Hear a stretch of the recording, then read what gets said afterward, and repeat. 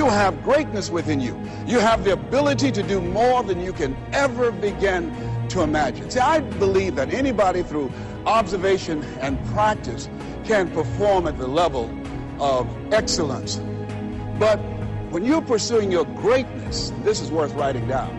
You don't know what your limits are, and you act like you don't have any. So I say to you, you have something special. You have greatness within you. And welcome to Two Steps Ahead Podcast. Two Steps Ahead Podcast, highlighting the stuff that's been stepped in so you don't have to. I'm Son Edom, and on this show, we're going to be talking about a few things, but the main focus, we're going to take a look at something that is kind of affecting a lot of people. It starts in the political world, like most things, and then it goes into the rest of the world. And that is, we're going to start with the voter ID law of Georgia, and then we're going to look at take a history trip, a trip through the history books, take a look at Jim Crow laws and what really happened during Reconstructionism up to the 1800s, 1860s, 1870s with Jim Crow, and where is it today? How are we dealing with it today? And is it really fair to contact people or tell people that a voter ID law is like Jim Crow? Is that really fair to the people that went through the Jim Crow law era? We're going to take a look at all that. And so the first thing I want to do is just set the table, and I'm not going to go too deep into the politics of it because I just want to focus on the historical aspects of things. And so quickly, let's just take a look at what the voter ID law in Georgia is all about. Now, don't just take my word for it, okay? I want you to do the research as well. So if you have something that you don't think is correct, well, check it out. Don't just rely on me to give you answers. So do your own research and see if the research that I had and came up with is the same that you come up with. And I suggest that we do this with blinders on, maybe blinding out what the rest of the world is trying to tell us so we can look at it from a neutral pair of eyes. And so real quick, obviously the Georgia election, and especially the senatorial election, made a huge impact in politics for this last campaign, this last election. And with the 2 Senate votes going to the Democratic Party, you had a 50-50 split in the Senate, and that's where we sit today. And so there was a lot of slinging back and forth of accusations of voter fraud, not just in Georgia, but other areas. And so Georgia decided to kind of squeeze the bolts a little bit and tighten up their election laws. And so they came up with this voter ID law. And basically what it says, these are the facts that I was able to pull out from neutral sources. Again, this has nothing to do with the Fox. This has nothing to do with CNN, any of those type of sites. This is neutral reporting that I was able to kind of pull out. Okay. You can go to, like, for example, the Georgia Secretary of State website. Hopefully that's neutral, and some other places. But first of all, they offered 3 weeks of early voting. So keep in mind that these are the laws, or these are the things in the laws that people are saying are discriminatory towards minorities, people of color, the black community, especially since Georgia and Atlanta, Fulton County, is a huge black population. And so it also disenfranchises the minority voter as well. So keep that in mind. That's what we've been talking about. That's what we've been hearing in the news. So the voter ID law has 3 weeks of early voting. It expands the hours the polls are open from 7 a.m. to 7 p.m. I thought that was the case, but it specifies now that 7 a.m. to 7 p.m. the polls are open. 2 Saturdays prior to the election, the polls can be open. Sundays are optional, depending on the polling place. You must show an ID. And then the law also bars volunteers from handing out food and water and other items to voters that are standing in line. But you can bring your own food. You can bring your own water. Okay. You just can't have other people handing out. It's electioneering laws because they want to prevent people from campaigning while you're handing out stuff. Now, one of the things that was brought up as disenfranchising to minority voters was the fact that with the voter ID laws having to show an ID, people won't be able to vote because they don't have IDs. Apparently, much like, remember when we learned that the Latino community couldn't operate a computer, a laptop? Remember that? Well, apparently people in Georgia, especially the black community, can't go to the DMV and get a license. But here's what I found. And again, I encourage you to do your own research. Georgia has approximately 11 million people in the state. I think LA County has 10. Put it in perspective. 97%, according to their information, according to the state of Georgia information, 97% of registered voters have an official ID, whether it's a driver's license or state ID. About 200,000 people in the state do not have an ID. However, Georgia does offer a free state ID. Picture ID. All you have to do is obviously fill out some information, who you are, where to send it. Very simple. It's free. And so you can easily get a state ID card. Okay. So 35 other states have a voter ID law similar to this, a little skewed depending on the state. But that is, in essence, the last 2 weeks, what we've been hearing is correlating to Jim Crow laws, correlating to discrimination, to white supremacy, to the KKK, and all these things. So much so that corporations such as Delta, such as Coca-Cola, such as Major League Baseball responded to it. Now, the CEO of Delta came out and said that it was disenfranchising to minority voters to be able to show an ID to vote. Although I recently traveled on Delta, I traveled to Florida, and to get on the plane, I had to show my ID. So obviously, Delta and the CEO got cracked back upon by stating you have to show an ID on the plane, but not to vote. Now, keep in mind, I'm not going to fly Delta anytime soon, not because of their politics. Delta really needs to consider their product that they're having for their customers, because when I was flying on Delta, I came across some of the rudest flight attendants there.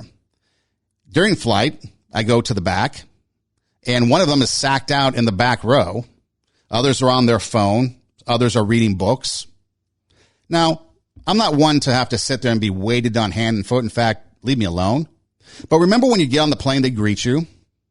Then they might help you put your stuff in the overhead bin. They can't do that now anymore because of COVID. Remember when they used to take your drink order, pour you maybe a can of Coke, ginger ale, maybe an alcoholic beverage if that was your choice? Can't do that now. What they do is they give you an oversized plastic sandwich bag with some Goldfinger snacks and a little mini bottle of water, and they toss that at you thinking you're a toddler at snack time in the romper room. And then before you can finish, they're running up and down the aisle trying to collect all the trash so they can get in the back and yuck it up or take a nap. So Delta, instead of worrying about laws of which they benefit, such as tax exemptions and things like that, they should worry about customer service, in my opinion, first off. Okay. Coca-Cola, on the other hand, they said that, again, it was a bad thing. But however, in order to go to the stockholders meeting, you had to show your ID. Now, keep in mind, Coke was started by a Confederate colonel. So they have roots in slavery and racism themselves. You can look it up. Pemberton was the guy's name. He was a slave owner, and he was a Confederate soldier, colonel in the Confederate Army, in fact. And then, of course, you got Major League Baseball. Major League Baseball decided to pull the All-Star game out of Atlanta, move it to, of all places, Denver, Colorado. And, of course, they quickly got cracked back on because Denver has stricter voter ID laws than what this new Georgia law has. And these are all facts. You can look it up. I'm not putting any opinion in except for the Delta flight that I was on. So far, that's the only thing that I've opinionized. And so you have all this stuff going on over much to do about nothing. 35 other states have it. And there's nothing in here that represents any type of Jim Crow. And we're going to get to that in a minute, what Jim Crow actually was. Now, keep in mind, when you show an ID, you go on a plane, you have to show your ID. When you go to pick up your tickets at will call for Major League Baseball, shortly after denouncing this Georgia law, Major League Baseball sent out a message to people saying that if you want to pick up your tickets at will call, that's right, you have to show your ID. So you can see the hypocrisy that's building on. And remember the opening montage there, the greatness within you, the theme that's been running through 2021 so far, raising our standard, inspiring others, greatness within us. Those type of things. How is this bringing out the greatness of society? How is this making us better? I mean, think about this country and what happened when it was founded. I mean, think about how the country was built up and the people that built it. You have big cities that were erected out of deserts. You have the Colorado River being diverted with the Hoover Dam. You have the infrastructure of trains being built. So you have this complete train infrastructure going on at a time when technology was probably at its rawest. We in California can't even get a train from nowhere to nowhere built. And we've spent oodles of money bankrupting the state practically to get a train maybe 100 miles built. So it goes to show you where we are. Back in those days, we could get stuff done. Here, we can't do anything because politicians and lobbyists and everybody else get involved. But here are the things that, in order to show an ID, this is what you've got to do. Drink beer or get alcohol, you got to show your ID. If you're on welfare, you must have an ID. Social Security and Medicaid, ID. If you want to rent or buy a house, buy a cell phone, go to a casino, maybe play some craps, get prescriptions. If you want to donate blood, certain cold medicines require you to show an ID. How about this one? And I actually tried this, and I had to kind of do a couple things to figure this out. This was actually true. Buy nail polish at CVS. If you're of a certain age or if you look a certain age, you do have to show your ID to get nail polish at CVS. Now, when I went to try to buy it, they just let me go because obviously I don't look, or maybe I look old enough to do it. But I brought someone else in who was a little bit younger. Yeah, I had to show ID. I thought that was interesting. If you apply for a job, they ask, are you a citizen? Can you prove it? Can you show ID on those forms? If you want to adopt a pet, other various licenses, such as a hunting license or a fishing license. If you want to buy a gun, if you want to get married, you have to show some identification. If you want to bank, obviously to drive, and to hold rallies. You got to go down, get a permit if you want to hold a legal rally, and you have to show ID. So again, this whole concept of having to show ID to vote, having to stand in line, everyone said that was another thing that was going to disenfranchise voters, standing in line, not being able to have food or water. Well, obviously that was answered with the fact that you can bring your own stuff. But then Disneyland. I know Disneyland in Florida has been open and they're doing well. Disneyland in Anaheim, California is about to open. One of the stipulations for park goers, you have to stand in line. You can't eat or drink. Only eating and drinking will be done in designated areas. So people are going to go to Disneyland. And not only that, they're going to have to stand outside. And it's getting warm. It's getting warm in California. There's going to be plexiglass, apparently, that you're going to be standing through. So the breeze isn't really going to be there. But you're going to stand in line. You can't eat or drink because of COVID. And that's okay. But you have to get food and water to stand in line to vote. Again, it doesn't make sense. There's a lot of hypocrisy going on when it comes to some of this stuff. And yet when you look at this and you compare it to the Jim Crow era and Jim Crow laws, it makes you wonder, is it even fair to the people that went through that? So keep in mind, Major League Baseball pulled their All-Star game out of Georgia, moved it to Colorado, Denver. That's fine. Do what they want. But their reasons are pretty hypocritical because, again, you have to show ID to get your tickets at will call. And they just recently re-upped a deal with a Chinese tech firm. Now, the Chinese tech firm is going to stream games throughout Asia. So obviously there's money, revenue involved for Major League Baseball. They have a Chinese player development camp over in China to develop players. So they got that going for them. So it comes down to money. It comes down to the love of money.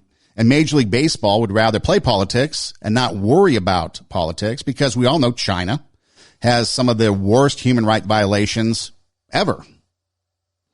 You think of the movie stars that come out. Why would they come out? Speculating here a moment. AMC, where you go and see movies on the big screen. Although I don't really understand why anybody would want to go back to the movies anymore. You can just stream on demand from the comfort of your own home. But anyways, AMC is owned by China. So moving the All-Star game is going to cost. And again, Biden was for this. Fact, not politics. He was for this. Encouraged it maybe. Atlanta's going to lose out $100 million in a community that's mainly black, in a community that voted for Biden, voted for the Democrats, and yet in the end, they're going to lose out. All those businesses are going to lose out $100 million plus are the estimates. But why? You think about the China abuses going on. The Uyghur people It's been going on for a couple of years, but they've been put in re-education camps. These are a group of Muslim minority people in Western China. And we'll get to that in a minute about what they've been going through. But before we get to that, in fact, you know what? Let's just get to that because I think it's important to set the table for what we're going to talk about here in the next kind of 20 minutes or so. But here you've got the Chinese Uyghur people that are being in re-education camps in China. And again, they're a Muslim minority people in Western China. Now, this is a bit of a story from the BBC, and the BBC has been following this a lot more than American media, obviously. And so they have a lot more information about it. But here is a report by the BBC that kind of gives us a little background. And this is the thing to note, okay? This is the thing to note. Keep in mind, we are disenfranchising people because we have to require them to show an ID to vote. They can't have somebody give them food while they're standing in line. These are reasons why we got Jim Crow laws going on, right? According to the political left. Major League Baseball. But Major League Baseball is going to be in bed with the Chinese government. Everything over there is run by the Chinese government. NBA, same thing. Those players mouth off, and yet there's a huge relationship between China and the NBA. And again, it comes down to money. You can look it up. But here's what the Uyghur people are going through. And again, listen to why it is. What are the penalties? What are the crimes they're committing to be put in these camps? Now, documents seen by the BBC appear to provide a detailed insight into how China handled hundreds of Muslims held in a network of internment camps. The information includes personal details of the Uyghur community who were placed in detention for reasons such as wearing a veil or applying for a passport or accidentally visiting foreign internet sites. Critics say that the documents are evidence of a campaign by the Chinese authorities against the Uyghurs, whose home is in the far western Xinjiang region. But China has always denied any form of religious discrimination. Our diplomatic correspondent James Landale has the story. For 2 years now, the BBC's reported on camps like these in Western China, where about 1 million Uyghurs and other Muslim minorities have been detained without trial. China says the Uyghurs held here learned Chinese and Communist Party doctrine as part of an attempt to combat extremism and terrorism. But a leaked document seen by the BBC suggests these camps are part of a comprehensive crackdown on religious practice.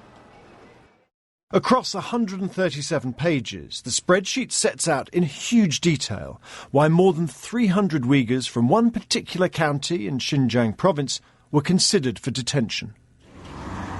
Some were detained because they had applied for a passport, they had relatives abroad, or had unintentionally landed on a foreign website while searching the internet. Others were detained because they used to grow a long beard, or used to wear a veil, or because they had a minor religious infection. Some were guilty of violations of birth control policies, or simply being an untrustworthy person.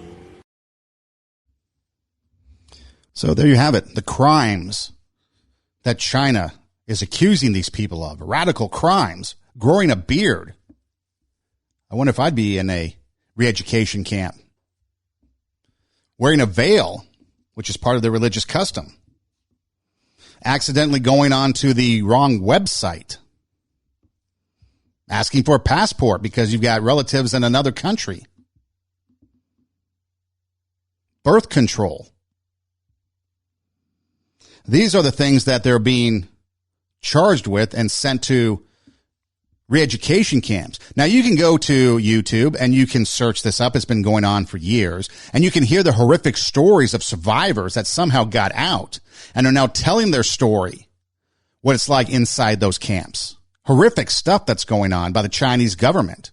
And yet, Major League Baseball, the NBA, the American government itself, maybe others, are supporting China and allowing all that to go on without saying anything, and yet they're going to protest something like a Georgia voter law that was democratically put into place, unlike the Chinese government that just arbitrarily makes things up.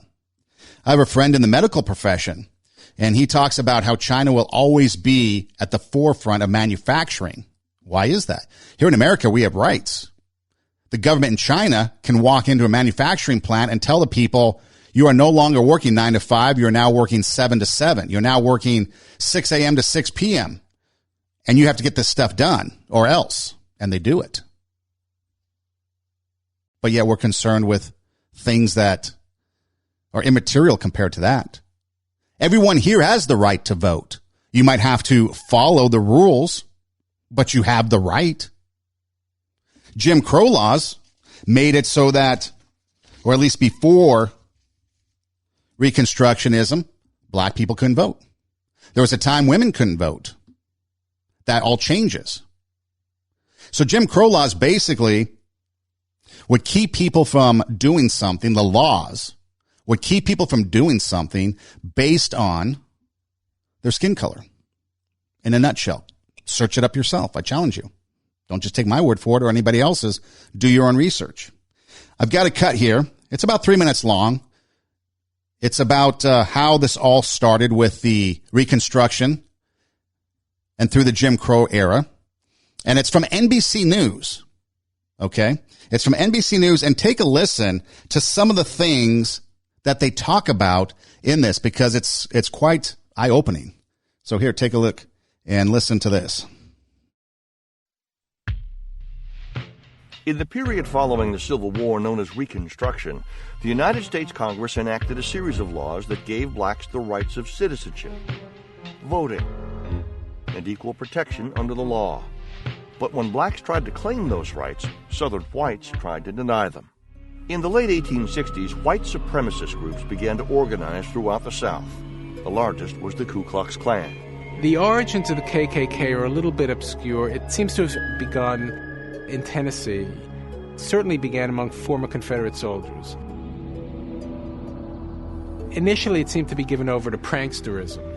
But very quickly, the KKK becomes a rubric to describe all sorts of paramilitary and vigilante groups, some small, some large, some politically connected, some relatively ad hoc, that take it as their task to enforce the submission of the now free black population through violent means.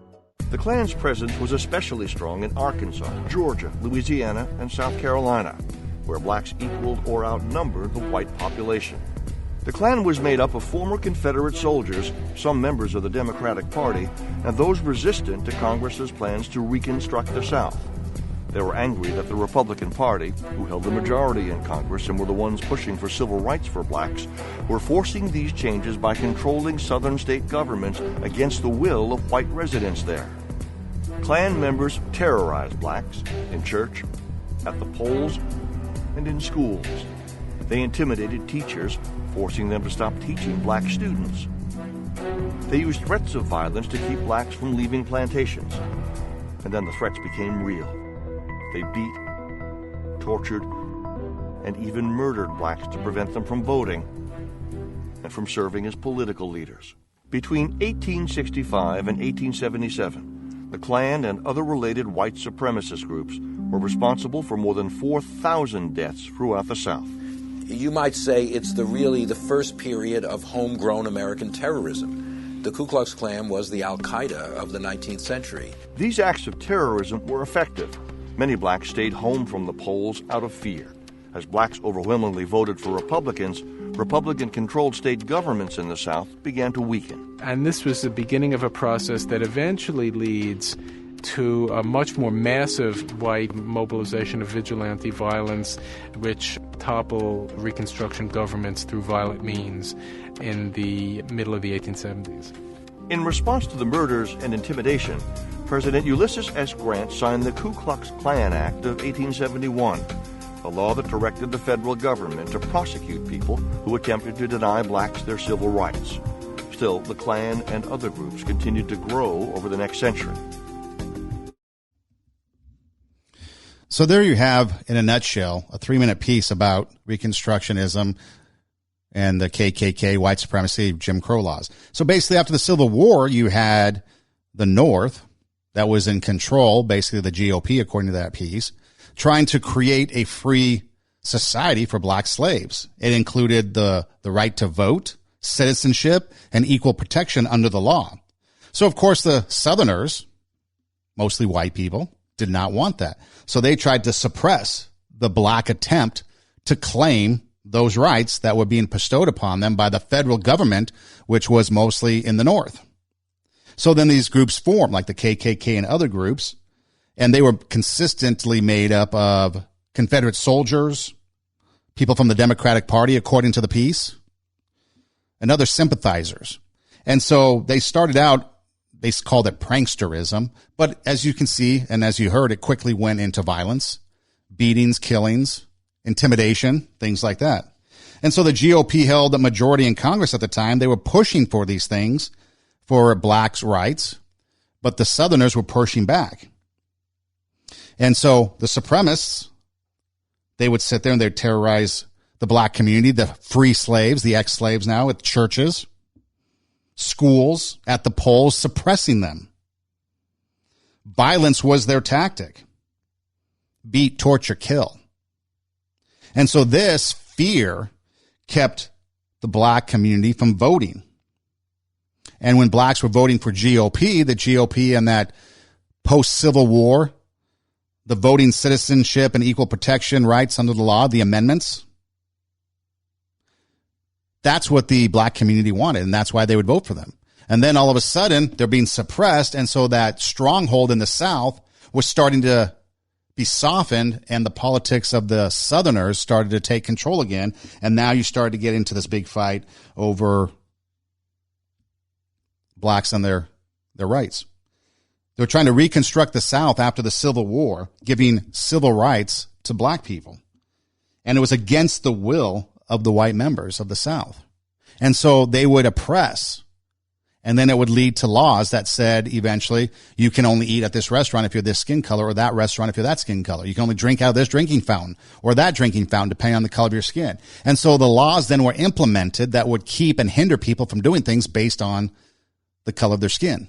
And that racism set in, and there was that root of racism that was there, and the laws kept you from doing something if you were a certain skin color, and that's thus the Jim Crow laws. And so when you have people going through that, being tortured, being killed, being murdered, and yet people now today, they want to look at those type of actions and compare it to today and say, this is the new Jim Crow. Are you kidding me right now? That's not doing them justice. The people that suffered and went through that so that we can get to where we are today, there's a lot of people that sacrificed. You take a look at Martin Luther King Jr. and what he sacrificed for civil rights, and other people that came along and sacrificed for civil rights and what they went through. And you're going to sit there and say that a democratically voted on and installed Georgia ID law is equivalent to Jim Crow?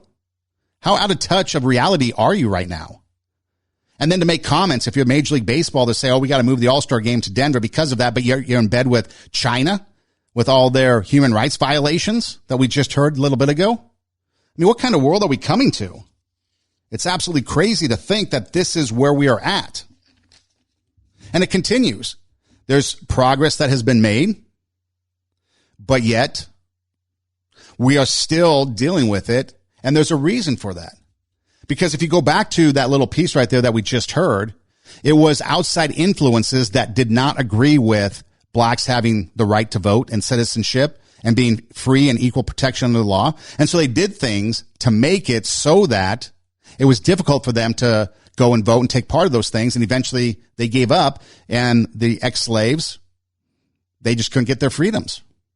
And so we have this fight against the system that is there trying to oppress and keep them down. So that was Jim Crow. That was the Jim Crow era. And if you look at it and do your research and you compare the two eras, there's no way you can compare today with Jim Crow and the Jim Crow era. And when you go back and you look at the people that suffered under those laws and the people that endured under that torment from the KKK and from white supremacists and from people that actually beat, tortured, and killed them, you can't compare. Their sacrifice that they made and what they went through is far worse than having to stand in line to wait to vote. We voluntarily stand in line at the DMV to get our ID. No problems. We voluntarily stand in line at the concession stand to pay for overpriced hot dogs and popcorn and soda. We stand in line at amusement parks. We stand in line to go through screening with TSA. We stand in line waiting for the person up front to get their suitcase in the overhead bin because the flight attendants no longer want to help because they can't. And so we have to wait in line for that as we get on Delta Airlines and show our ID. And so it goes round and round, and you start to think about it and you look at it. And again, the show, I like to present it from logic and reason. It's like, what are we talking about here? We're talking about something just because you can't reach an agenda.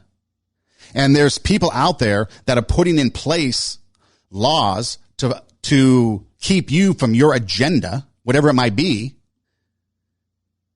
Maybe it's fraud. Maybe it's trying to keep the election towards your favor. Whatever it is, it's keeping you from your agenda, so you got to cry foul. Remember what Bill Maher said a couple of weeks ago? He said that now everybody cries racism for everything. You disagree over the color of carpet in the room and you're racist. You disagree over something what somebody says, you're a white supremacist.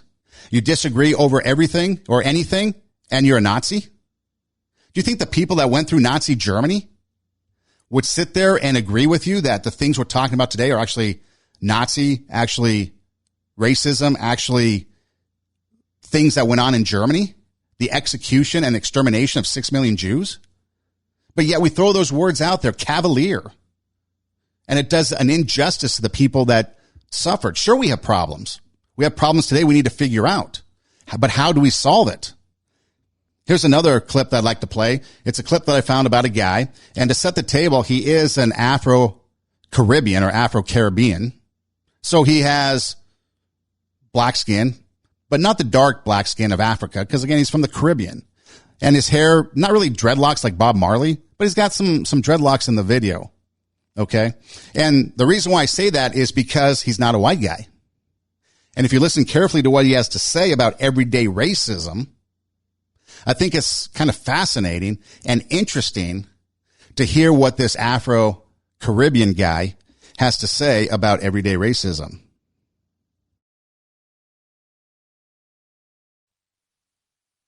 Everyday racism, what should we do? Racism is a business. For centuries, it has underpinned global economic exploitation. And like any successful business idea, it needs great marketing, PR, and advertising to ensure lasting success. And that marketing affects everyone. Let me give you an example. I remember a few years ago, after having just finished a tour, I was paying in some cash at the bank. We'd done quite well on merchandising. Next to me at the counter, another young Afro-Caribbean male, similarly dressed, was also paying in quite a large sum of money. Surprisingly, my first thought was one of suspicion. I wonder what he does for a living. Yes, even though I know that working class young black men do not control the multi-billion-dollar drug industry, the connection between people who look like me and drug dealing has been seared into my mind thanks to a lifetime of advertising campaign like this.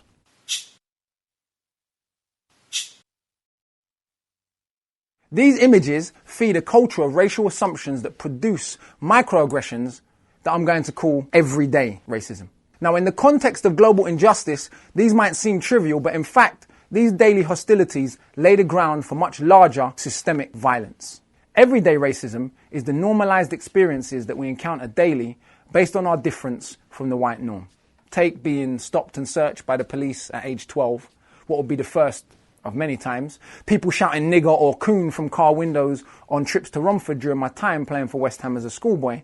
Regularly being asked if I have drugs to sell or to pay up front for black cabs, or being sarcastically asked by a tutor when I attended the Royal Institution mathematics masterclasses how many of the tribe I was bringing to the family celebration day. I could go on. I've left out the hard stuff. Constantly feeling like a suspect leads to the kind of shame that pathetically makes me take the bass out of my voice or attempt to make myself smaller when I'm in a lift alone with a white woman. In the world of a white and Jesus and Hollywood's white savior motif, the idea that white is right has taken root globally to the degree where skin bleaching has become a multi-billion-dollar industry. According to the World Health Organization, 40% of Chinese women bleach their skin, and 77% of Nigerian women, the world's highest percentage.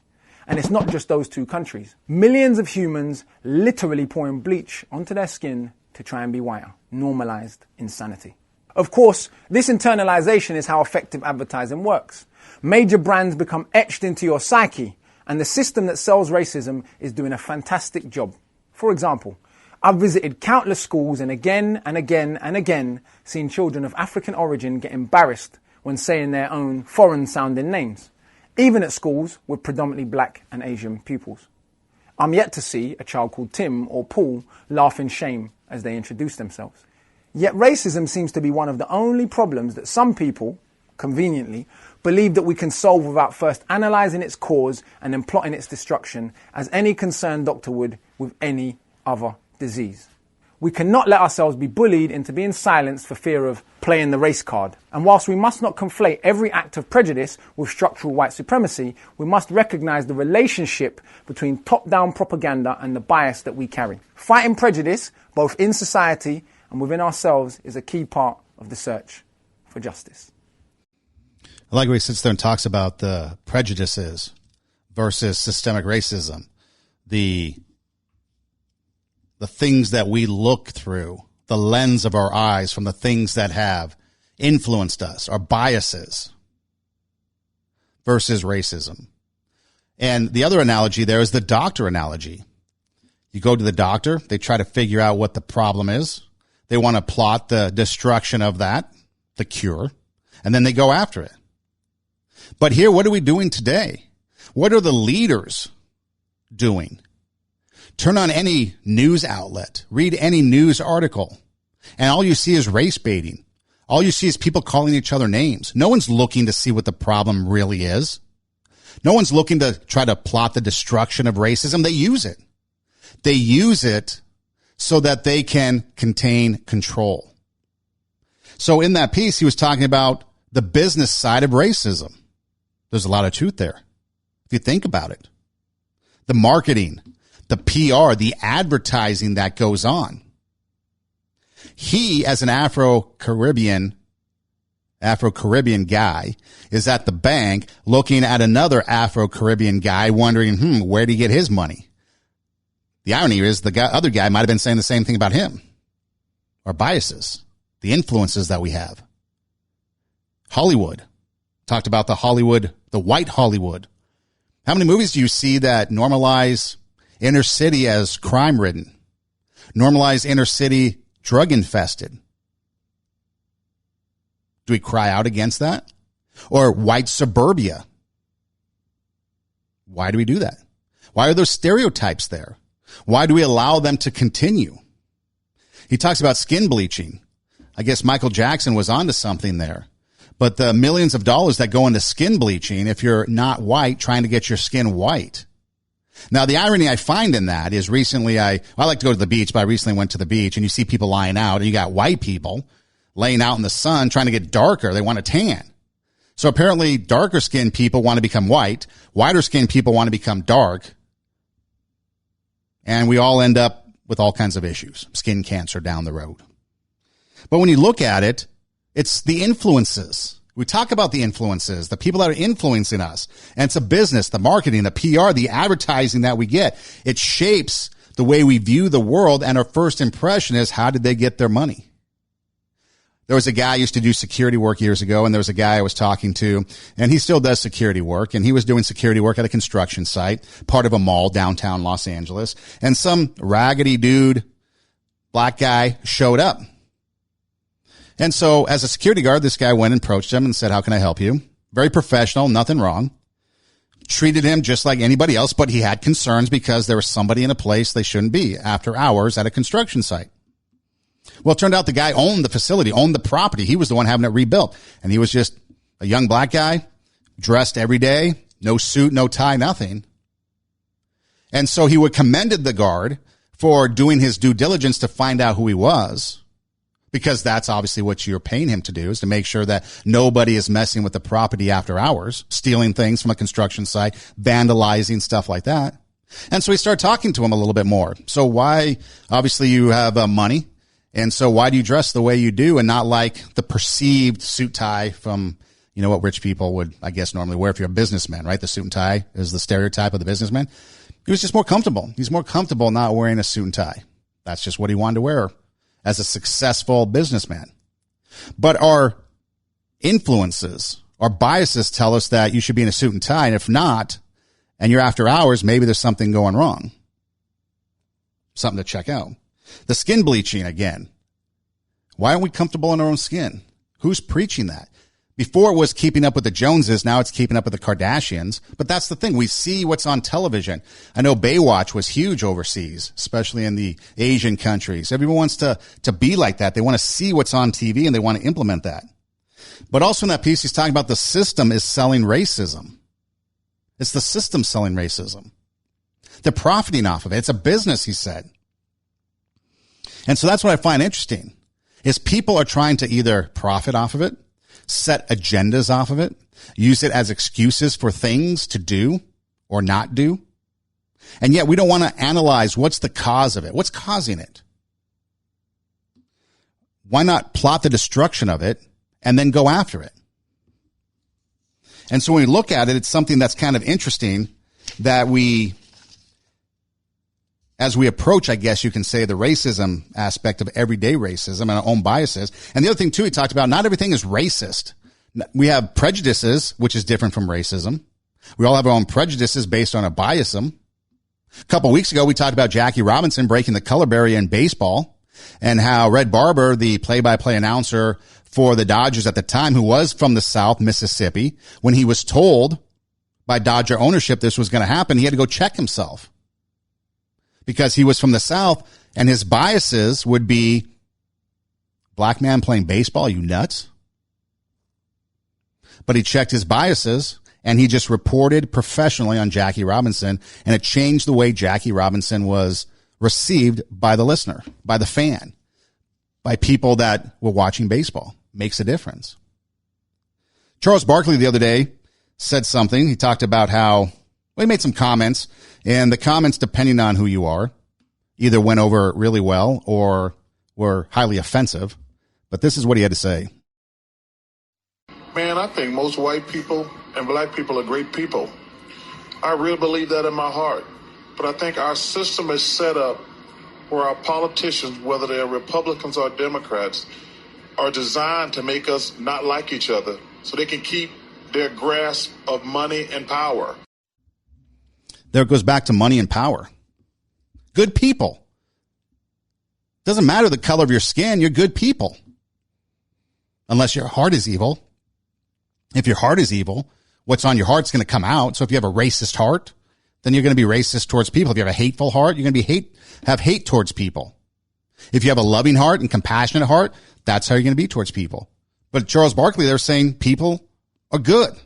It's the system that's set up.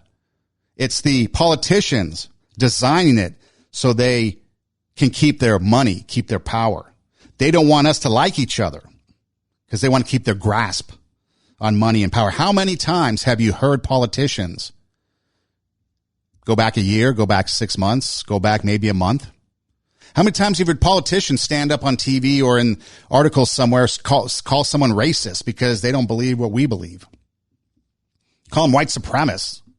Just throwing out things, names, without really knowing what they're talking about. That's the system.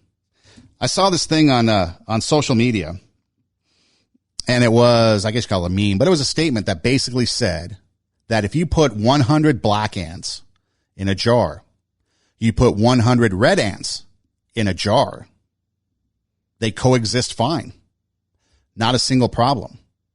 You shake that jar up, ants will attack and attack till the death. So the red ants, not the problem. The black ants, not the problem. What is the problem? Whoever's shaking the jar. And that's what we got to look at. It doesn't matter what color ant we are. It doesn't matter what color person we are, what our skin color is.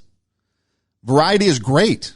Each culture, each ethnicity brings something unique to the table, brings something unique to this world, to the global setting, the customs, the traditions. If everybody was from Norway or Sweden, well, we'd all be having IKEA furniture and eating Swedish meatballs and maybe codfish and potatoes. If we're from Ireland, everybody'd be eating potatoes and Irish stew. Or if you're from Italy, maybe a little bit more variety, lasagna, pizza. But after a while, If you eat the same thing over and over, it gets kind of bland. You want something new, right? Something different. We bring it all together. Now look at the variety we have, the choices we have, and it's all good. But then who's shaking the jar, trying to cause conflict and strife between you and I? That's the question. So when you go back to the other soundbite, when you're looking for the cause of the problem, it's the system. It's the people trying to shake the jar to make it so that we fight each other and they can keep control and grasp of their power and their money. Because after all, that's what it's all about. It's all about that. Their power, their money. That's all they care about. I want to play another clip. It has to do with more of the vaccine, but it's relevant from the standpoint of what the agenda is all about. Perhaps you've heard it. It was, I guess she was the former CEO of Planned Parenthood recently, and then she left that and did something else. But this is what she had to say. I think she's a contributor to some news organization or something. But this is what she had to say about the vaccine. If you listen closely, see if you can pick up exactly what she means. My main concern is that we're not going to reach herd immunity because of vaccine hesitancy. And I know that's hard for a lot of people to believe who desperately want the vaccine right now. And they're thinking, oh, well, it's just a small percentage of people who are actually anti-vaxxers. And that's true. There is the anti-science, anti-vaxxer contingent.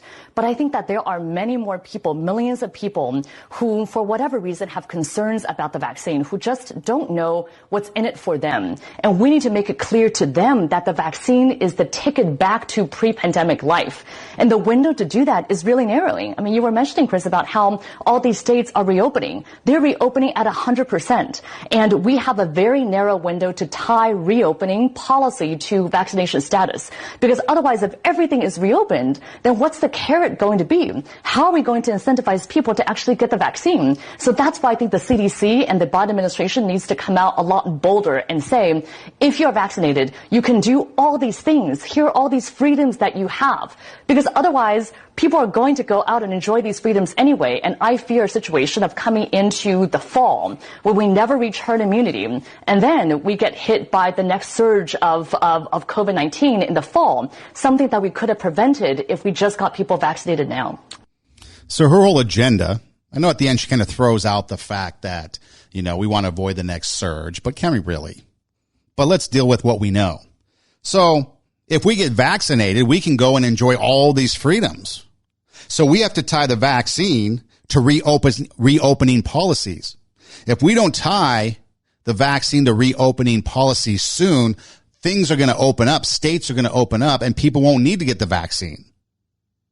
So if everything reopens, how do we incentivize people to get the vaccine? So if you get the vaccine, you can enjoy all these pre-pandemic freedoms. If you don't, you can't. Well, the Constitution says differently, first of all. But that's the whole thing. The agenda of this person is to how can we tie policy to the health of people? They want to force the vaccinations on people and tie it to reopening policy.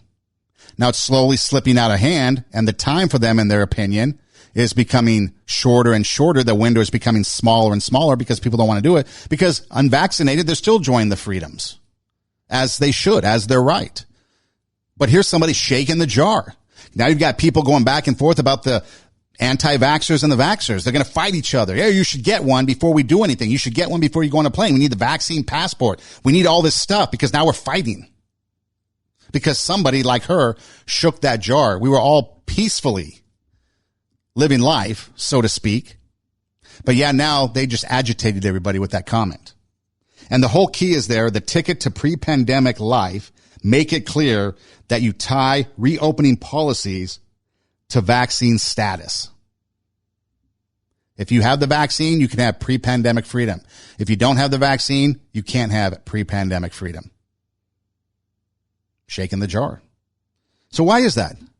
Well, I guess if you investigate, maybe you find the money trail and see what's going on there. I don't know. You have to kind of investigate it, right?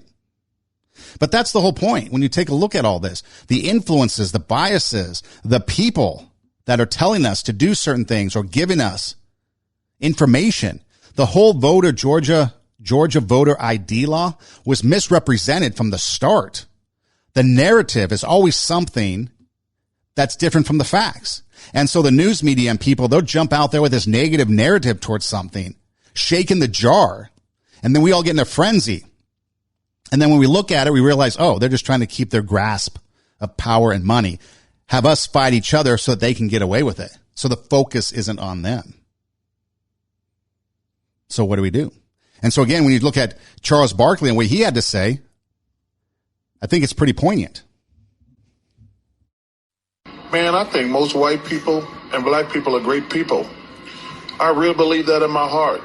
But I think our system is set up where our politicians, whether they're Republicans or Democrats, are designed to make us not like each other so they can keep their grasp of money and power.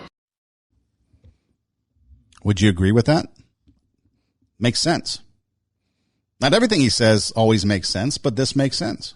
And when you look at it, and observe from logic and reason, and you peel away the narrative, and you look at the reasons why, tying vaccines to reopening policy. If you get the vaccine, pre-pandemic freedom. If you don't, you don't. Why? Everyday racism, the advertising, the PR, it all has to be successful to keep everyday racism going because it's a business and people profit off of it. They might profit financially or they might profit with their grasp of money and power. And then what the influences are upon us, we look at people.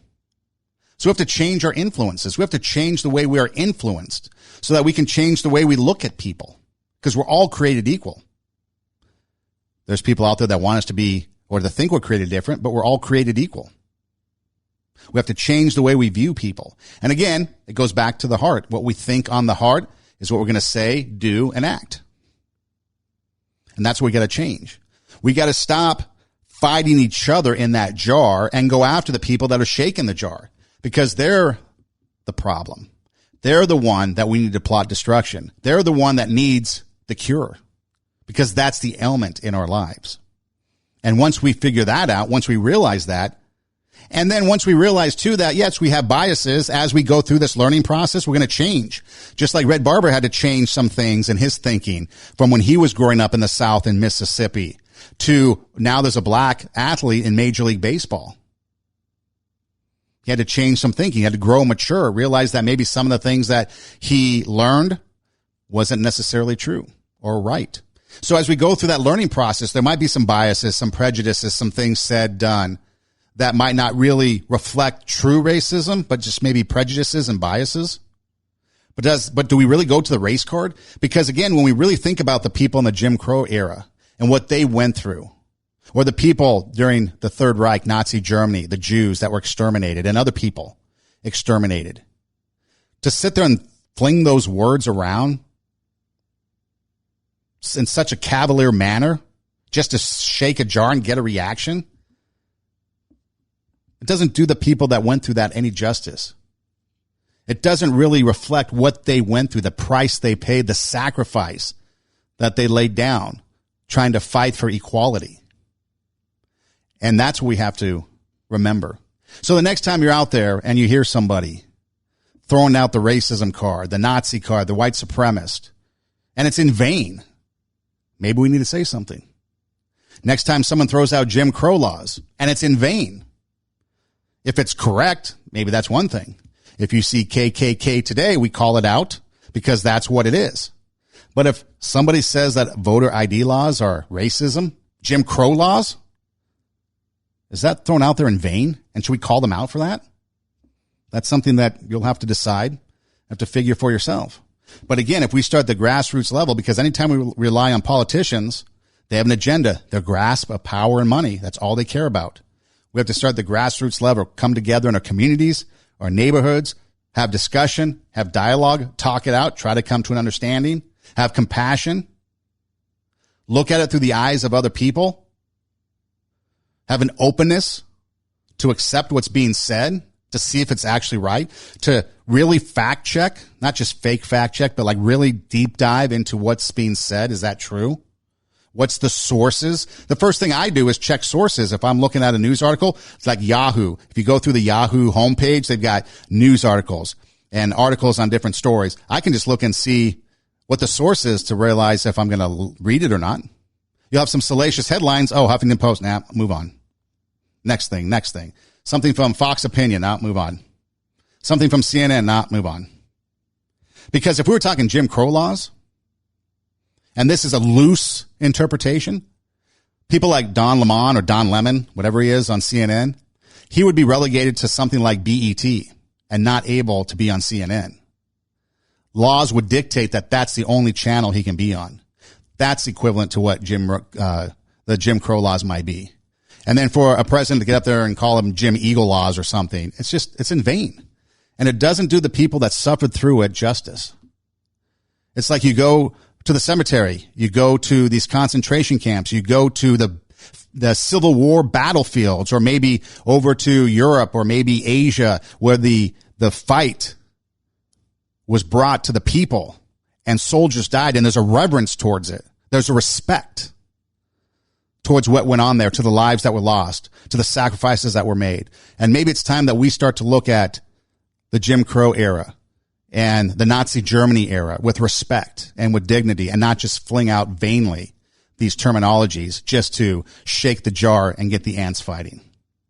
This is Two Steps Ahead podcast, highlighting the stuff that's been stepped in so you don't have to. Again, my name is Son Edom. Hey, you can find us on Instagram. My personal Instagram is at Edom Rocks, EIDEMROCKS. The Instagram for the show is Two Steps Ahead Podcast, TWO, Two Steps Ahead Podcast. And you can click the link in the bio of either page, and there's some options in there. There's a swag shop if you want to get some cool merchandise, t-shirts, hats. We've got sweatshirts, hoodies. We got drinkware, all kinds of cool things, all kinds of sizes, colors, shapes, all kinds of good stuff. So you can just click the swag shop. We're on all the platforms, and there's some links there to Pandora, Spotify, Apple Podcasts. You can catch us on your favorite podcast platform. There's also a link to our YouTube channel. We can actually watch videos of the show. We tape the video and put a video out there, and so you can watch the entire video of the show. Also on IGTV, there's a link for that too. And so everything you need to do is just go to either Edom Rocks or TWO, Two Steps Ahead Podcast on Instagram. Click the link in the bio and select the option of your choice. We're also on RadioWarp.com, live Tuesday nights, 10 p.m. Pacific time, Radio Warp, WARP.com.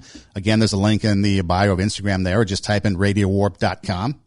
If you forget all that and you don't know what to do, just type in Google or Yahoo, TWO, Two Steps Ahead Podcast, and we pop up. Hey Siri, hey Google, play TWO, Two Steps Ahead Podcast, and we pop up. So that's it. Thanks for joining us. Two Steps Ahead Podcast, highlighting the stuff that's been stepped in so you don't have to. Take your passion, make it happen. Let yourself be great, be kind, and watch out for one another. It's a nasty world out there. We'll see you next time here on Two Steps Ahead Podcast. Again, take your passion, make it happen, and most of all, let yourself be great.